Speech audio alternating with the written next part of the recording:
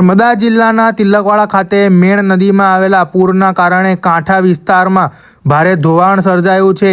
મઢી આશ્રમ નજીક અંદાજે 50 ફૂટથી વધુ જમીન ધોવાઈ જતા આશ્રમની દિવાલ, વીજળીના થાંભલા અને ઝાડ પણ પાણીમાં ગરકાવ થઈ ગયા છે। ઘટનાની ગંભીરતા ધ્યાનમાં રાખીને જિલ્લા કલેક્ટર ગંગાસિંહ અને નાદોદના ધારાસભ્ય ડોક્ટર દર્શનાબેન દેશમુખે તિલકવાડા નર્મદા ઘાટની મુલાકાત લીધી હતી। તેમણે સ્થળ પર પરિસ્થિતિનું નિરીક્ષણ કરી સ્થાનિક લોકો સાથે ચર્ચા કરી હતી। સ્થાનિકોએ કાંઠાના સતત ધોવાણને અટકાવવા માટે સંરક્ષણ દિવાલ બનાવવાની માંગ કરી હતી। ધારાસભ્ય ડોક્ટર દર્શનાબેન દેશમુખે વહેલી તકે સંરક્ષણ દિવાલ બનાવવા માટે જરૂરી કાર્યવાહી કરાશે તેવું આશ્વાસન આપ્યું। દરમિયાન સાવચેતીના ભાગરૂપે તિલકવાડાના મઢી વિસ્તાર તરફ જતો રસ્તો બંધ કરી દેવામાં આવ્યો છે। તિલકવાડા પોલીસે રસ્તો બંધ કરીને સ્થળ પર બંદોબસ્ત ગોઠવી લોકોને જોખમી વિસ્તારમાં ન જવા અપીલ કરી છે।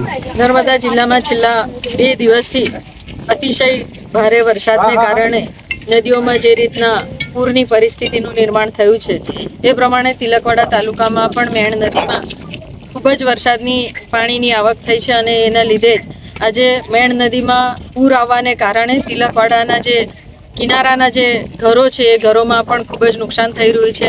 ભેખડો પરથી માટી જમીન પર ધસી પડે છે અને એના પરિણામે પાણીનું જે સ્તર હોય એ પટ પણ હવે ધીરે ધીરે મોટો થવા માંડ્યો છે।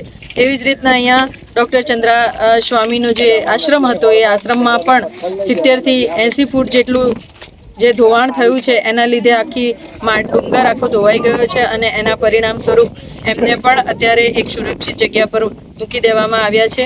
અને આ કિનારાની સાથે ઘણા ઘરો એવા છે કે જ્યાં આવનારા દિવસોમાં જો અહીંયા આપણે કોઈ પ્રોટેક્શન દિવાલનું નિર્માણ ના કરીએ તો એ લોકોના પણ નુકસાન થવાની સંભાવના રહેલી છે।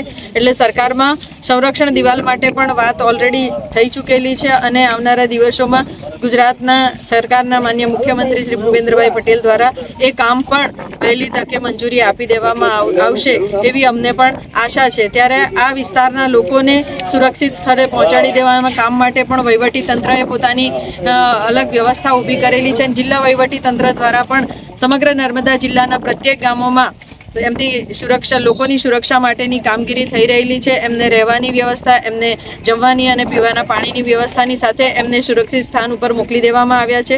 ત્યારે આ વિસ્તારના લોકોની સુરક્ષા માટે વહીવટી તંત્રની સાથે ગુજરાત સરકાર પણ એટલી જ અડીખમ ઊભી છે। ત્યારે આવનારા દિવસોમાં અહીંના લોકોને વધુ નુકસાન ન થાય એની ચિંતા પણ અમે કરી છે। ત્યારે આવનારા દિવસોમાં એમની આ ચિંતાનું નિવારણ થઈ જાય એ માટેના તમામ પ્રયત્નો અમારા તરફથી પણ થઈ રહેશે। અને અહીંયા સમાજસેવી સંસ્થાઓ છે, ધાર્મિક સંસ્થાનો છે, આ બધા જ લોકો તિલકવાડા તાલુકાના લોકોને માટે પણ ખડે પગે બધા ઊભા રહ્યા છે।